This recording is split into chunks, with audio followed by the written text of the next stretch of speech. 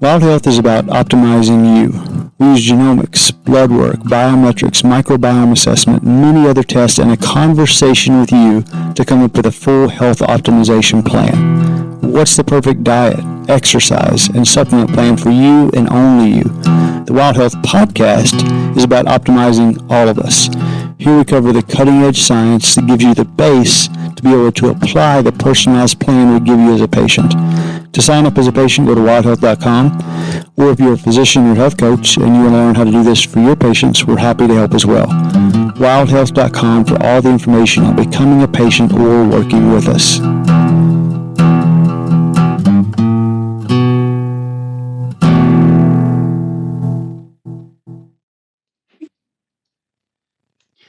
Hey guys, welcome back to the Wild Health Podcast, where we invite really cool people to talk about really cool science and the way that it can help affect your life.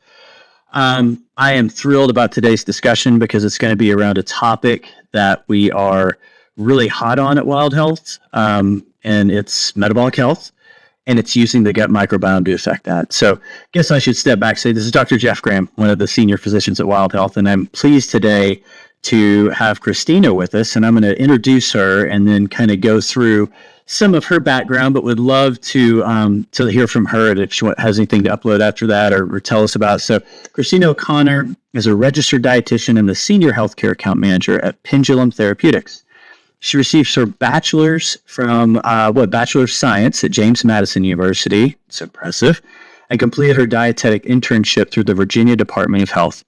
Christina has spent her early career working in pediatrics, where she fell in love with the. Wow, kudos for that. That's a tough role. Yeah. She's at the Children's Hospital, the King's Daughters.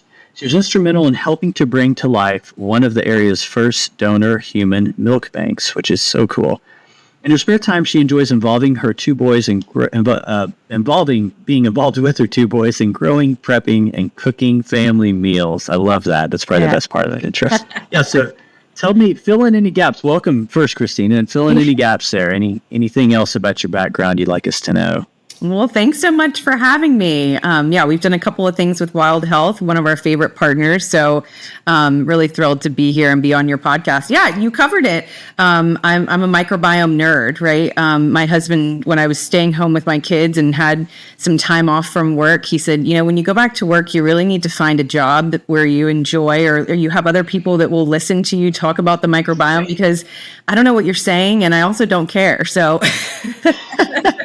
That's didn't awesome. care about any of this stuff. And I don't care. That's classic. That's awesome. That's awesome. Yeah, we really care about the microbiome. So yeah, I feel like it's having its moment as this kind of untapped, maybe super system or superpower that we can really utilize for improving all kinds of aspects of our health, including metabolic health, but even muscle growth and sleep, and obviously mental health plays a huge role in that. So. I'd love to hear everything you want to tell us about the microbiome today, but we're really want to talk a lot about naturally supporting GLP-1 regulation through some of the microbiome. I think, starting there, tell us about maybe how you got involved with Pendulum specifically. I think you're just telling me you've been there a couple of years now. Kind of what attracted you to that research and this field that seems to be blowing up? Yeah, absolutely. So there hasn't been anything new in the way of probiotic supplementation that's been brought to market in, let's say, the last 50 years almost.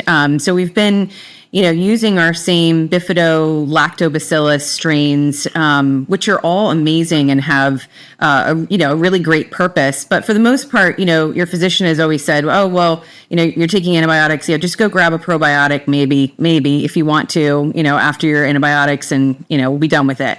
But Pendulum is really onto something unique. So we are most well known for manufacturing the strain Akkermansia muciniphila, and we can dive into that guy. Has a lot of a lot of impacts on metabolic health and strengthening the gut barrier, but it's an anaerobic bacteria. So it lives in the colon where there is no oxygen. And so until now, there hasn't been a company that's figured out how to harness that technology needed to manufacture and bring strains like this to the marketplace that are more targeted, right? So not just like going and picking up a probiotic off the shelf and just because you think you need one, but taking a specific strain to solve a certain issue. Yeah. Sure. That's really well said. So tell me what this issue is. What does Akkermansia seem to really address when we have it in good numbers in our gut? Yeah, so it's really twofold. And Akkermansia is one of those strains that we call a keystone strain. So it's found in the guts of breastfed infants, but then it's also found in the gut of, people that live to be over 100. So it's one that we know we need to have, and we need to have it throughout the lifespan. And we can't get it from our environment. We can't get it from our food. The theory is that it's being passed down. If mom has it, it's being passed down from mom to baby. And then you need to hang on to it. You need to feed it polyphenols. That's what its energy source, that's what it uses as its energy source, which is probably part of the reason why it goes missing in so many people. But its benefits are really twofold. So it has one benefit on the metabolic system to increase butyrate production, and we can dive into the details of this in a little bit, but to naturally create your own GLP-1 hormone, which is manufactured in the gut. And then the other thing that it's really good at is helping to fortify and strengthen our gut barrier. So the gut barrier is semi-permeable, right? It needs, water and nutrients and things like that need to pass through freely. But it's important that it's set up in a way that doesn't allow toxins and pathogenic and opportunistic bugs from getting into systemic circulation, right? Because then that causes inflammation. And we know that for metabolic issues, there's a smoldering degree of inflammation that exists. So it really has two pretty awesome benefits. Yeah. Great description. And yes, both of those benefits we talk about with our patients a lot, and I think are hallmarks of a healthy gut microbiome. You mentioned a term there, GLP-1, which we probably, just for our audience sake, ought to back up and say, define what that is. What role does it play in our body? Yeah, absolutely. So it is a hormone. Okay. All right. Hold on. Now I can't remember. What is GLP-1? Pause. Glucagon-like peptide 1. Glucagon-like peptide. Okay. Yeah. I was Glucagon-like peptide 1. Yeah.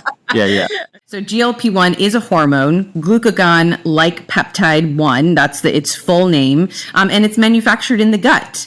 And it is responsible for all kinds of things. I like the analogy of your gas tank, right? So you go to fill up your car, and hopefully the gas pump that you're using has that trigger, right? That little switch where you can pull the trigger on and just let the gas tank fill up. You can walk away, throw out your trash in your car, that kind of thing. And if it's working properly, once the gas tank is filled, then the pump switches off, right? So that's how the GLP-1 hormone kind of works. When you're full, your body is supposed to recognize, okay, we've had enough food. I'm full. I don't need to eat anymore. And so for a lot of us, that GLP-1 hormone is not getting produced in the gut because we don't have the proper bacteria to produce that GLP-1 hormone. So we're not getting those signals that, hey, I'm full. I can actually stop eating now. Mm-hmm. And I know probably a lot of listeners will be familiar with some of the drugs we're using now, right? The GLP-1. We have been using these for 10 years to treat diabetes, and they're highly effective, really wonderful therapeutic interventions when we need them. But that's usually down the road when we've already made a diagnosis of diabetes, when we're kind of looking at other ways to help with exogenous medications, pharmaceuticals. And so what you're telling me is this bacteria it's a keystone strain that actually increases our own production of this hormone. Is that correct? Yes, that is correct. Okay. Yeah. And I think if I remember the science specifically, it both helps to increase insulin secretion when we've had a meal, and then decrease the breakdown of glycogen or release of glucose from the liver. So in thinking about how it helps regulate insulin and blood sugar in that way, really cool to have come across something that does this naturally for us. So, yeah, do you know, thinking about like how this strain, this Akkermansia, recently kind of has had its moment, gotten famous. In the research that I know Pendulum has done, it's been so well done. Have you uncovered that we all have different levels of GLP-1, or there's certain conditions that kind of predispose us to not having appropriate levels of it? Yeah, so I think that from our perspective, it all comes down to whether or not you have these organisms, right? And it's not just Akkermansia, it's also what we call butyrate-producing organisms within the gut microbiome. And I kind of put these guys into a bucket that says we're responsible for the job of metabolism, right? So when we consume fiber as part of a healthy diet, then these strains actually ferment the fiber that we consume. And the result of that fermentation process is something called short chain fatty acids. Yeah. So specifically butyrate. And so we here at Pendulum have been looking at, okay, what is the role of butyrate production in metabolism? You know, how does this, because short chain fatty acid production is important for, I'm sure, as you know, a whole host of different things. But from our perspective, we really wanted to hone in on metabolism. And it just so happens that our intestinal L cells have butyrate receptor sites. And so when butyrate is present, when it's being produced, then it has the ability to bind. And that binding relationship turns on your own natural GLP-1.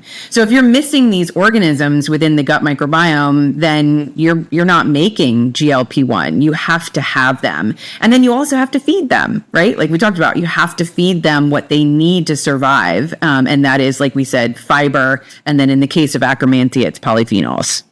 Yeah. Wow. No, that's yeah.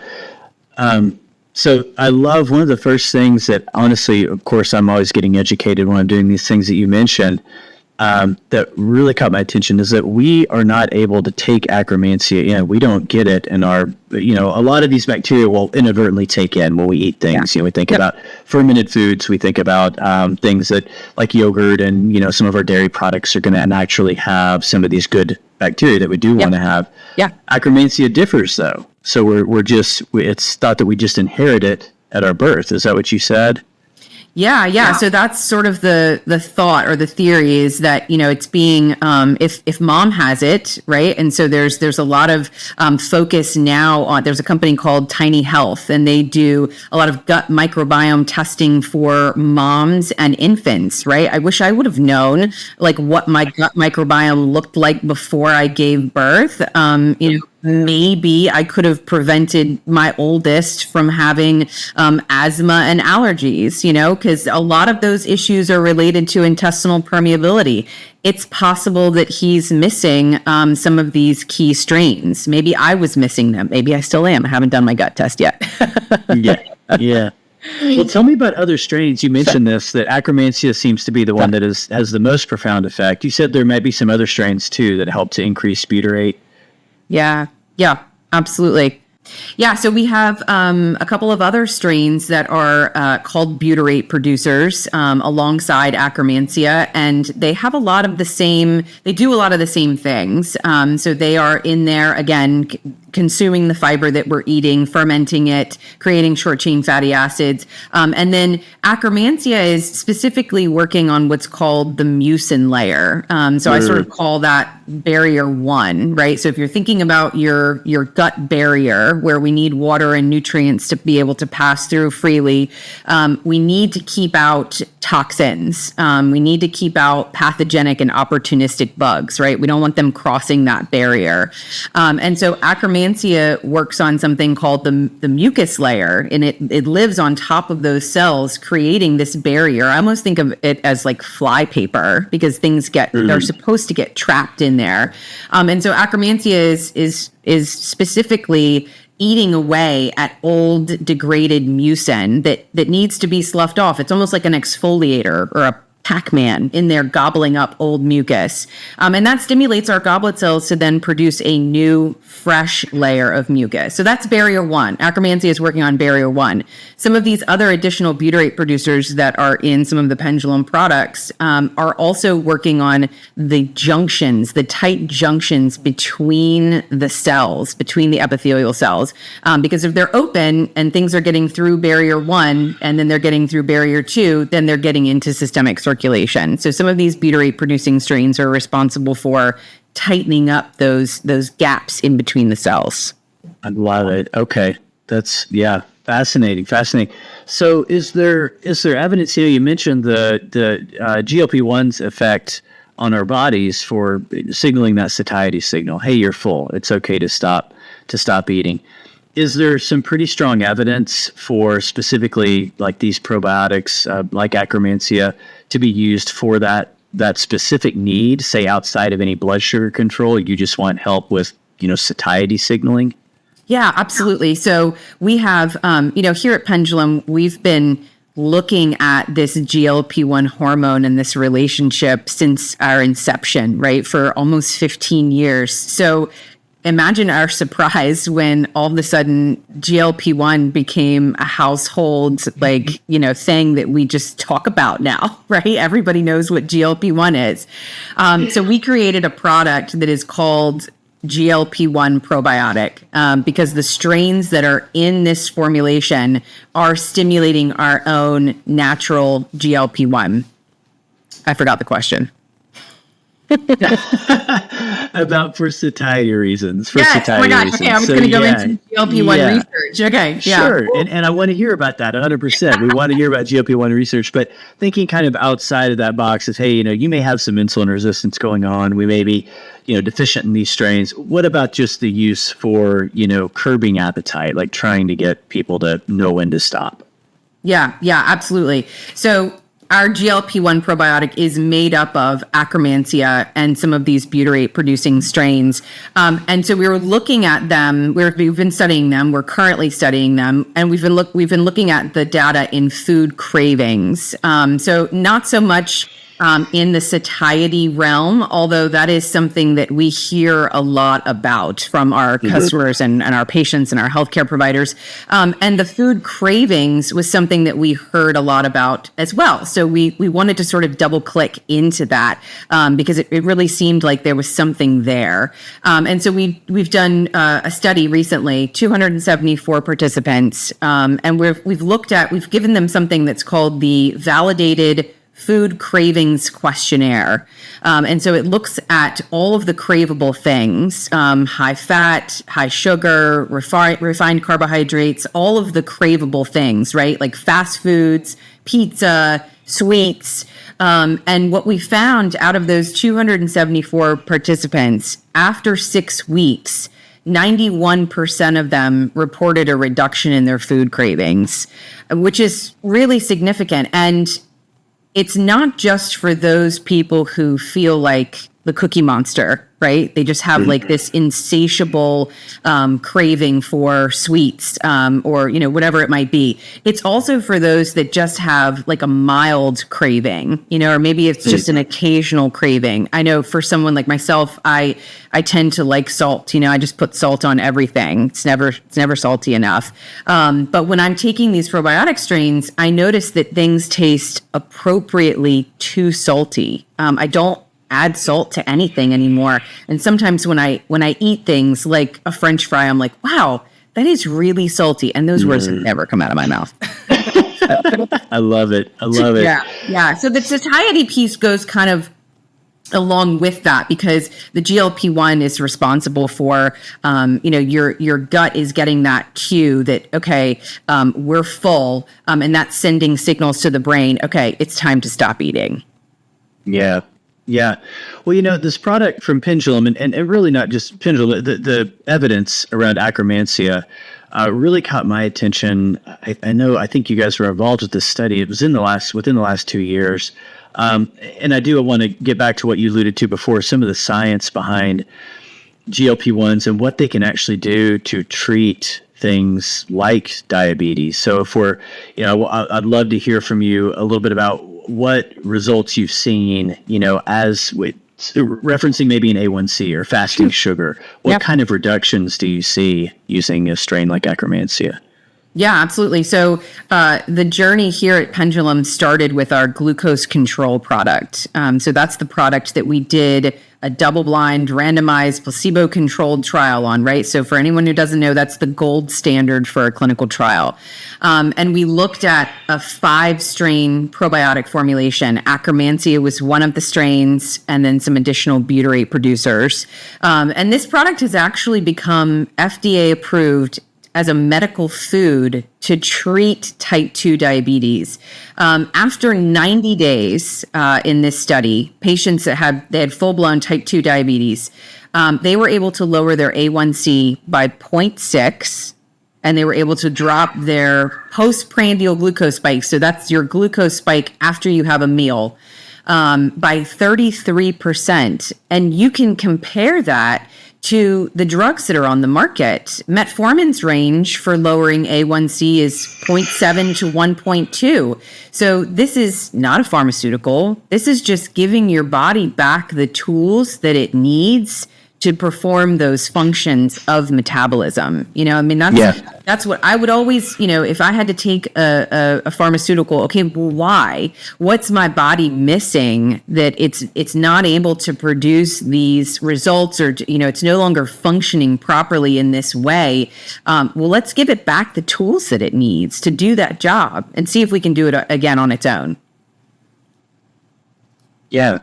Yeah, and that's exactly the study. I remember just having my mind blown when I read that. I was like, there's no way, because I don't see people get this much. You mentioned the range for metformin, but as you know, that always doesn't happen. I mean, I feel good if someone comes back after 3 months of metformin and they've lowered it by 0.3. Think about their A1C. Hey, look, we've gotten some good progress. So that was absolutely mind-blowing literature for me, and it sent me down this rabbit hole of looking at, okay, well, what's the background? Where did we find that this might be a big piece of the puzzle? And I'd love to hear if you can maybe illuminate that a little bit for us around, was it that we saw people with existing metabolic disease, did stool studies and noticed they were missing this bacteria, or was it, how did that come to be? Yeah, so there's a couple of different early studies that I think are pretty cool. One of them is called the American Gut Project, and they enrolled over 10,000 study participants. And the results were independent of age, geographical location, sex, whether or not they smoked, whether or not all of that, whether or not they used alcohol. And what they found was that people who had significant levels, adequate levels of Akkermansia, tend to be leaner, thinner. They don't struggle with losing weight or maintaining a healthy weight. And folks that don't have Akkermansia, don't have adequate levels of Akkermansia, struggle with weight, struggle with losing weight, and tend to be more tracking to be obese. Okay, yeah, to me that's just a wonderful example of how paying attention to something outside of what we would consider a majorly an endocrine problem, right? Something like insulin sensitivity, how much power this entire other system that certainly is involved in the way that we absorb nutrients, it is the system, but looking outside the box a little bit to say, hey, what else is going on with these people? So I love that origin story. I think that's so cool. So tell me about a couple to kind of take a step back. We've really been focused talking about GLP-1 and Akkermansia and some of these butyrate producing strains. What are other aspects that you would consider as a microbiome expert that lead to a healthy microbiome? Thinking mainly foods and activity. What other parts of someone's lifestyle would lead them down that pathway? Yeah, I think it makes, not to go to the negative first, but there are just so many things that negatively impact the gut microbiome that I don't think that we consider. And one of those is stress, right? That plays a huge role. Going through certain life cycle changes. So women who are going through menopause or perimenopause, that has a significant effect on the gut microbiome. Travel. just getting in an airplane. I don't know about you, but I definitely notice a change in things when I'm traveling. We have a family joke here. Like, if dad doesn't take his fiber with him on the trip, there's going to be a problem. Yes. Yeah. So I always forget to take my glucose control with me. So I'm always asking team members like, hey, if you haven't left yet, like pack me some glucose control because I can't survive without it. It always makes me think of athletes, that travel so much and need to be able to perform at their peak level when traveling and competing. I don't know that I could do that because traveling just has you've got to go to the bathroom. How are you going to perform? 100%. Yeah. 100%. So, all right. I went off the rails a little bit there. No, that's okay. So those are negative impacts. What are some of the things, again, just from your basic background before you really got involved with Pendulum, and what are things you would advise, clients, patients about, this is what's going to lead you to a healthy gut microbiome? Yeah. So being a registered dietitian, of course, diet is key. As we talked about at the beginning of the podcast, feeding these organisms what they need to survive is going to help them and make them want to stick around.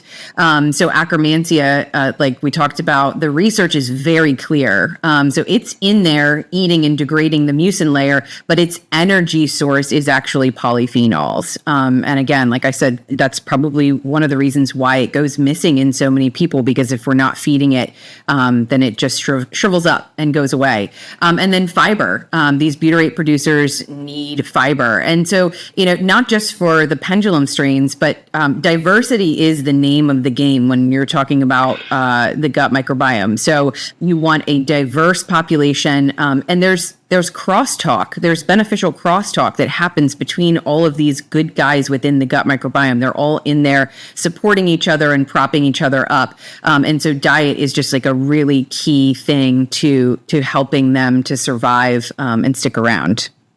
Okay. Yeah. Key points, Sarah. I'm gonna hit you with a little bit of a curveball here because I've been reading some about this. And I just want to hear your thoughts on where you've gone with this.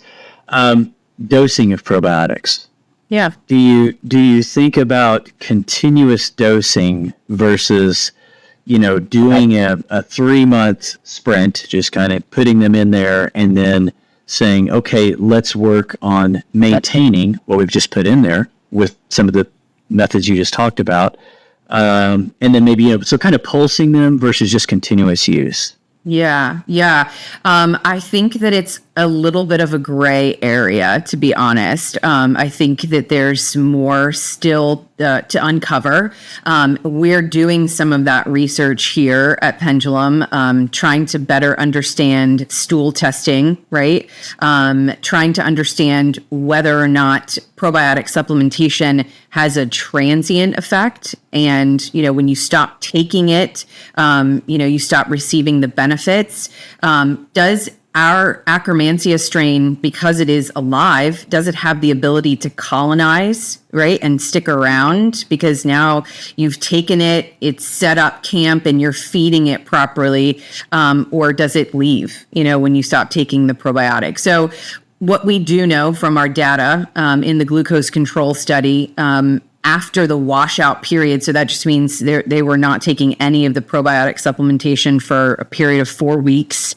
After that point, 80% of the study participants no longer had any of the strains. So they didn't hang on to the Akkermansia, they didn't hang on to any of the butyrate producers, but 20% of them did. And so that's really what led us to doing so much of the diet education that we do here at Pendulum, because there were no dietary or lifestyle interventions during the study. We just told them, do what you do, don't change a thing, just take these probiotics. So it's possible that maybe that 20%, maybe they were eating a healthy diet, maybe they were feeding the strains properly, and they stuck around. So again, it's not something that we claim to be hard and fast on. I think it's something to uncover still.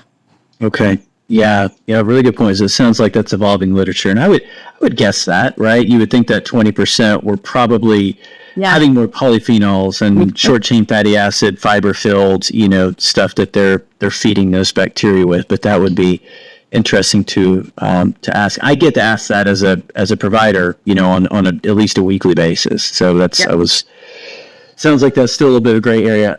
Another thing I get asked a lot is it necessary to have a stool study, like a microbiome assessment, before you consider taking something like Akkermansia or any of the probiotics? Yeah, I think that's a great question. And so I was sort of alluding to, I wish I had had a stool test before, having my babies. It would have been nice to know some of that information. I think that you can go either way with it. I will say that from what I've learned more recently, stool testing is not an exact science. And that is actually some of the work that like I was just talking about, that we here at Pendulum are trying to do. We're trying to understand stool testing more. And so what our number one question is, okay, when you take that stool sample, is that just a snapshot in time? What does the gut microbiome look like over the course of 24 hours instead of maybe just that one snapshot? Because I think that it might change over the course of a day. And so I think that stool testing can be an important tool in the toolbox, but I don't think that it's 100% necessary. I think that you can also look at symptoms and say, okay, let's try this approach. And then if this works and this gets better, then maybe we were right. And now we're good. We're better. Because we know certain things like, the literature has said that things like skin conditions like eczema, psoriasis, and acne, they are all related to intestinal permeability issues. Okay, so we know that. So maybe if you're suffering from eczema, maybe there's a leaky gut situation going on. So let's try to address the gut, and see what happens with the skin. Yeah, I love that. So you just would have to presume with leaky gut, you're probably absorbing more pro-inflammatory molecules, be it organisms or byproducts of things that shouldn't be in there, right? Yep. And maybe you're having more of a systemic effect. Okay. Yep. So I'm going to give you an avatar real quick. Let's do a really quick clinical case here. So Cool. Let's say I've got a 48-year-old female, because I love what you mentioned. There's the whole idea of the estrobiome, as women go through those hormonal changes, the microbiome changing, who, works out a lot, has really been dialed on most of her lifestyle modifications and is, active, gets good sleep, doesn't really have any risk factors. Let's say she's a mother of two. But we start seeing her, just noticing her fasting glucose and fasting insulin tracking up, and all of a sudden she pops an A1C of 5.6. That we're seeing that. You're describing me. Oh no! All right. Well, I totally inadvertent. I'm sorry. I hope you're obviously. If you said 5.16 or 5.6, I was really going to be like, okay, have you read did you get my? No. Yeah, so I did. Anyway, this is all just coming up. I did not look at. Yeah, I don't know anything about your patient history background. Yeah, but for that person that's kind of thinking about, okay, so great personal experience, and how would you advise that person around, addressing the microbiome as a tool to hopefully start to prevent this full-on progression to prediabetes, diabetes? Yeah. Okay. So I can tell you exactly what I'm doing. And I'm really embarrassed to say this because I'm a dietitian, but I really had to get honest with myself about my diet. And I am a mom of two, right? So sometimes I'm just eating on the go, and I'm eating what somebody else didn't eat. And maybe that's not the best thing. And I noticed when I took a hard look at, what I was putting in my body, what I was fueling myself with, might not be what I need in this, let's say, perimenopausal state. So I'm looking at increasing fiber. So I know that I'm not getting enough fiber, and increasing the diversity, right? Like not eating the same foods. And this is really hard. I'm just here to say that it's really hard because my kids like certain foods and they like predictability, and to like cook a meal in the kitchen and to have it be new and then everybody go, I don't like that and I don't want to eat that. It's hard. So we're struggling out here.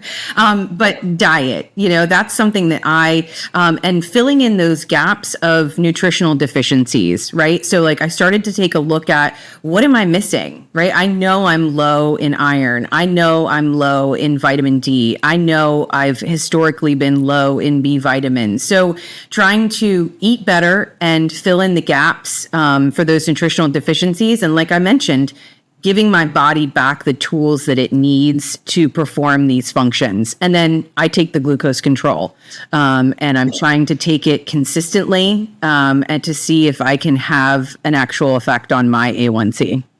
Yeah. Fantastic. Okay. Well, wow. I can't believe I read your mind there. Exactly. Yeah. So I want to double click on something you just said, because I feel like we talk about this a lot, and it just kind of goes, yeah. Fiber. Sure. Right. Like this is something I recently heard. I can't, as an Irish researcher who was on another podcast I listened to and really respect a lot. He's a PhD MD, and he's like the head of the WHO task force on gastrointestinal stuff. And he made a couple points, and he said that basically looking at the standard American diet, that if you're presuming everybody's eating that, less than 20% and probably less than 10% are actually meeting their dietary daily recommended fiber needs. And then secondly, the other thing that you mentioned that I love is this aspect of variety. Yeah. And something I'm going to let you go here and say, but something he said that I'd never heard before is they kind of fell out and say, okay, they're WHO. What can we recommend for people all over the world? There's going to be dietary differences, availability problems everywhere. What is the number we can say, this is what you need per day, per week, in thinking about fruits and vegetables and basically plant-based food? And he said variety is key there. And ideally 30 helpings per week was, I still remember that number, and making it as diverse as possible. Yep. So, take it from there. Yeah. I'm embarrassed to say that I have always sort of sloughed that off too, right? Mm-hmm. Like, okay, yeah, fiber. Okay. Yeah, it's important. But I was always focused on my protein goals, right? Like I'm trying to weight train and I'm trying to, make all of these changes and change body composition. And so focused on intense exercise and protein. But I think, missing those pieces of fiber and fruits and vegetables, right? Like these really basic things. I think it's hindering my performance, right? And hindering my ability to make these meaningful changes and actually see results, because of these things, some of these things that I just really didn't want to be bothered with, right? Like I really just didn't want to be bothered with trying to increase, my fiber or fruits and vegetables or variety, because like I said, especially if you're a mom and you have small kids, like it's hard. Like it really is challenging to come up with something new every week that's going to help you with your intake of fruits and vegetables. I did have one of our really incredible providers here at Pendulum. I learned so much from them, and she had she called it her microbiome mashup, right? So she goes to the grocery store and buys 10 different vegetables and chops them up really, really small and just makes a mash with them that you can cook with, right? You just add them to things that you're making, right? It's already made and you just add it to the pan, you saute it, and you're getting this huge variety of vegetables and you change it up every week. I thought that was brilliant. That sort of tracks with me. I love that. So two questions actually. So first question and follow up for that, talking about variety is what is that number? What are we thinking about trying to hit every day in dietary fiber? Yeah. And so I think the recommendations actually are a little bit lower than what we should be getting. But I think maybe if you can hit those numbers for men, 38 grams of fiber, and for women, somewhere around 25 to 30 grams of fiber. But, I think that if we could hit that would be amazing. But if we could go beyond that would really help too. Yeah. I love that. And so thinking about as a dietitian, if you're doing like this mashup you're just talking about, or what do we expect that we're getting when we sit down and, okay, we've got a healthy plate. Let's say we've got some lean protein and hopefully we pay out some whole grains and some vegetables. Like what do we expect per meal usually? What's in your experience? Yeah. So, I mean, I'm trying right now to do, a large portion of protein or just getting protein at every meal. But then also getting fruits and vegetables at every meal. When you actually really stop to look at what you're doing and what you're eating, like, okay, it's breakfast time. Do I have a fruit? Do I have a vegetable? Do I have both? Like, that would be really cool if you could do that, right? Some fermented, I've been buying fermented beets, just in a bag, super easy. Just like throw that in with a little mixed green salad in the morning. Like, are you getting fruits and vegetables at every single meal? Just really starting to pay attention and looking at, what you're doing. And then that microbiome mashup, like, I just love that. Like, it's ready to go. You can just throw it in the pan. Like, who knows? Your kids might not even taste it. Yeah. I love that. I think I'm going to start instituting that in my own house. That's a great idea. I'll send you the recipe. Yeah. Well, and it sounds like it can vary week to week, right? It's variety is good. It should. Yeah. That's the point. So, and she it's a really beautiful video. She lays out, she goes to the farmer's market and she lays out like all of these 10 different vegetables. And then she just processes them. She spends all this time in the kitchen, not all this time. She spends time in the kitchen chopping them up and making this mash. And then, the next week you buy maybe include some of the same ones that are easy, but then adding something different in. Yeah. Last thing I definitely meant to ask you that I put off till now, and I wanted to bring it up right off. Fermented foods. You both have mentioned them throughout this. Tell me about some of the benefits that you see in fermented foods. Yeah. And so being a dietitian, I love to get our nutrition from foods first, right? Before even thinking about supplements. I love fermented foods. I try to incorporate them often. And there are some really good bugs within your yogurts. Like I mentioned, I was so excited to find these beets right on the shelf. They're just chopped up and they've been fermented and they're just in a bag. You can just add pickled onions, things like that, like pickles, all sauerkraut. Sounds weird to people, I think, sometimes, but all of that stuff is so good for your gut microbiome. But it's interesting. You can't get Akkermansia from those fermented foods. So it's just one of those organisms that we're supposed to have. And so if you're missing it now, you before, if you had a small level of Akkermansia, you could increase the amount of polyphenols in your diet and slowly over time increase your Akkermansia levels. But now with it being available in supplement form, and so that just makes me think about, okay, what are all of these other keystone species and strains that we're supposed to have in the gut microbiome that do these really key functions, right? What are some of these ones that we're missing? Hopefully there's still time we haven't completely obliterated some of these, with antibiotic use, and hopefully there's still time to discover them and understand them and then be able to really target certain health conditions with specific strains. Okay. And that begs one more question I thought about on the earlier kind of avatar question. Let's say that same person, not you, of course, but that person is coming in and doesn't show any insulin resistance, but just says, hey, I'm maybe even they're asymptomatic, but they're just interested. Say, I'm reading a lot about the microbiome. Do you think it's a good idea to take a probiotic? Do you see benefit for people using something like the GLP-1 probiotic or an Akkermansia strain specifically for that person? I do, yeah. And, a lot of people that come to us are in that category, right? They're not struggling with insulin resistance. They're not struggling with, metabolic issues. But the gut barrier is something that I think we're learning so much about and is, it's funny because after becoming a dietitian, I kept hearing this phrase leaky gut, being tossed around. And I was kind of interested in it, but my initial thought was, well, there's no way, right? There's no way our guts are leaky. Like, that's just not happening.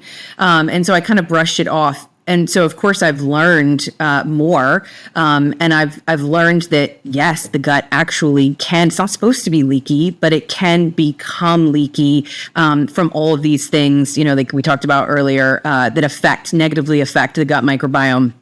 And so when the gut is permeable, like we talked about earlier, some skin conditions, eczema, psoriasis, and acne, autoimmune issues like asthma. That's my 11-year-old. He had eczema as a baby, right? And then went on to develop asthma later on in life. And it is my firm belief that a lot of those issues are related to intestinal permeability. And then inflammation, like when you're thinking about inflammatory bowel, things like microscopic colitis and ulcerative colitis, we have not studied our strains specifically in those conditions, but it is probably one of the number one things that I hear from providers in terms of how they're using our strains for their patients and having success.